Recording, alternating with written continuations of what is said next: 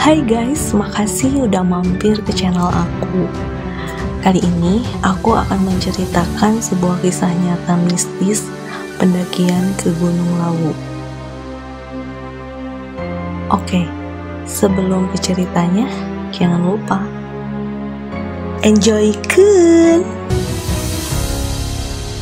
Awal September 2016 yang lalu, saya bersama 10 teman merealisasikan pendakian ke Gunung Lawu. Perjalanan kali ini sangat menyenangkan, sebab banyak yang seru untuk diceritakan. Jadi, sepulang kerja, saya langsung menuju stasiun Pasar Minggu, transit untuk ke Kemayoran. Karena nggak dapat tiket kereta buat berangkat, kami cuma punya tiket pulang. Kami memutuskan untuk naik bis malam Damri yang poolnya berada di Kemayoran, yang juga sekalian dijadikan meeting point. Ceritanya, saya diajak oleh seorang teman, Adam Arwi namanya. Saya baru mengenal teman-teman lainnya saat di Damri Kemayoran. Bang Irwan yang dipilih sebagai leader. Bersama Bang Irwan, Bang Deno Saputra, Firman Syah, Adam Arwi, Bang Heru, dan Jana Jen. Saya berangkat dari Jakarta untuk bertemu teman-teman pendaki yang sudah menunggu di Terminal Tirtonadi Solo. Karena long weekend, jumlah penumpang melonjak pesat. Dan salahnya, kami nggak beli tiket bis beberapa hari sebelumnya. Teman laki-laki kesana kemari mencari tiket, sementara saya dan Jen menjaga tas sambil bertukar cerita. Beberapa saat kemudian, mereka kembali dengan wajah muram lantaran kehabisan tiket bis. Karena saat itu perut keroncongan, kami mengisi perut dulu sambil memikirkan cara buat berangkat ke Solo. Sedang asik makan pecel lele di samping pool Damri, sambil ngobrol soal keberangkatan, ada seorang bapak-bapak berambut gondrong dan bertumbuh tinggi ikut nimbrung. Dan dia menawarkan untuk mengangkut kami dengan mobilnya. Kebetulan ia hendak menuju Solo juga bersama istrinya. Perjalanan gak semulus yang kami pikir. Setelah deal-dealan ongkos, kenalah kami ongkos getok 180.000 per orang. Berangkatlah kami ke Solo dengan mobil sedan milik Bapak Gondrong itu. Walaupun berdempetan di dalam mobil, kami gak peduli. Ah elah, yang penting sampai, pikir kami. Perjalanan gak semulus yang kami pikir. Salah masuk tol, ban gembos di tol Cipali. Akhirnya keluar dari tol entah di desa dan daerah mana yang sepi dan gelap. Kanan kiri hutan yang sangat minim penerangan. Dan entah kenapa, lampu depan mobil mati, dan kami meraba jalan dengan bantuan pantulan lampu dari kendaraan lain. Ya, kalau ada kendaraan yang lewat berarti aman, kalau enggak ya gelap. Dan kami semua cuma bisa komat kamit saja membacakan doa supaya jangan sampai masuk jurang. Untungnya, akhirnya kami menemukan bengkel yang hampir tutup. Bapak montir yang baik hati mau menolong kami untuk isi freon AC, mengganti lampu depan mobil, dan memeriksa ban.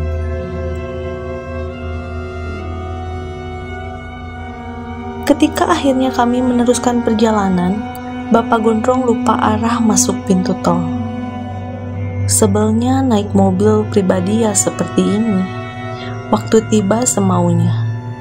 Alhasil, jam 8 pagi barulah akhirnya kami tiba di wilayah Solo. Dengan so tahu Kami meminta diantar ke terminal kecil yang kami kira sebagai terminal bus. Kenyataannya, terminal itu hanya terminal bayangan saja, tempat angkutan desa dan bis 3/4 lalu lalang mencari penumpang. Setelah bertanya sana-sini, barulah kami tahu bahwa ternyata terminal Tirtonadi masih jauh. Masih harus naik bis 3/4 30 menit lamanya. Rasanya saat itu ingin nangis. Kok ada saja hambatannya? Kami pun naik bis menuju terminal Tirtonadi dengan ongkos 5.000 per orang. Alhamdulillah, akhirnya tiba di terminal Tirtonadi jam 11 siang. Di sana sudah ada 2 orang yang menunggu, yakni Kak Tanti dan Mas Pram dari Semarang. Keganjilan mulai muncul. Setelah tukar cerita soal perjalanan dan mengisi perut tentunya, kami langsung menuju jalur pendakian Gunung Lawu via Candi Cetok. Perjalanan ditempuh sekitar 2 jam. Pemandangannya indah. Kebun teh terhampar di kanan kiri jalan. Ada bukit-bukit yang tinggi menjulang. Pohon-pohon pinus kokoh berdiri di pinggir jalan. Saat melintasi jalur ini, jangan lupa buat membuka kaca mobil. Udaranya seger, sayang untuk dilewatkan begitu saja. Pokoknya, yang awalnya mengantuk pasti bakal melek terus begitu melihat pemandangan epik ini. Kami pun tiba di rumah pemilik mobil yang menjemput kami di Solo. Letaknya di kaki Gunung Lawu, dekat sekali dengan Candi Cetok. Pemandangan di depan rumahnya, jangan ditanya, Masya Allah dah, indah bener. Di basecamp pendakian Candi Cetok, pendaftaran diurus oleh leader kami, Bang Irwan. Sementara ia mengurusi maksi, perizinan, dan debriefing, kami hanya menunggu sambil selfie. Setelah kelar urus mengurus, kami berdoa kemudian mulai mendaki. Waktu itu sekitar jam 5 sore. Kami mendapatkan 2 teman baru dari Semarang, yaitu Mas Mencen dan Mas Gondrong. Jadilah kami bersebelas mendaki bersama. Saat itu cuaca sangat bersahabat. Burung-burung hutan dan jalak berbunyi menyapa dan mengikuti kami. Selain Candi Cetok, ternyata ada sebuah candi lagi di jalur pendakian yang cukup ramai oleh wisatawan. Namanya Candi Ketek. Sekitar 30 menit dari Candi Ketek, kami tiba di pos 1. Karena saat itu maghrib, kami berhenti sejenak sebelum melanjutkan perjalanan ke pos 2 untuk sholat maghrib sekaligus istirahat menunggu isya. Dari pos 1 ke pos 2 perlu sekitar 45 menit. Akhirnya kami mengkodo sholat maghrib dengan isya. Nah, dari sinilah kejadian ganjil muncul. Jujur, saat selesai sholat beberapa dari kami, termasuk saya, buang air kecil di belakang, yang jaraknya lumayan dari pos 2. Saat itu kami nggak merasa apapun. Seperti sebelum-sebelumnya, kami juga sopan santun jika hendak buang air kecil. Kami permisi dan mengucapkan salam dan berasa terima kasih. Melewati pos 2, perasaan masih biasa saja, belum ada keganjilan sama sekali. Sampai akhirnya setelah 10 menit meninggalkan pos 2, Bang Deno terhentak. Ia seperti kaget dan berhenti.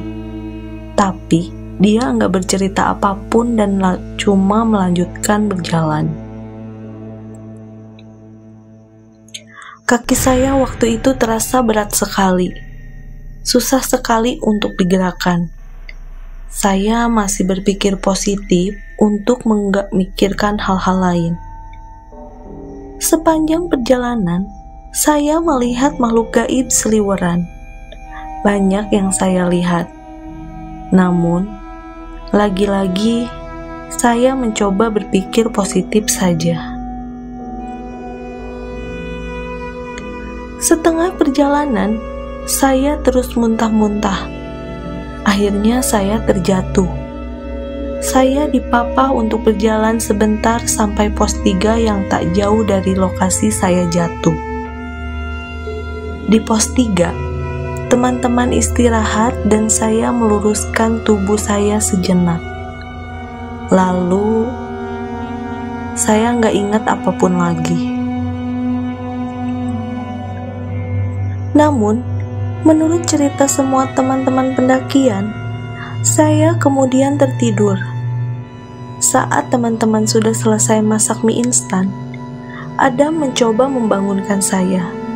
Tapi saya nggak bangun-bangun sampai akhirnya teman-teman semua panik. Setengah tubuh saya sudah dingin sekali. Saat itu teman-teman mengira saya kena hipotermia.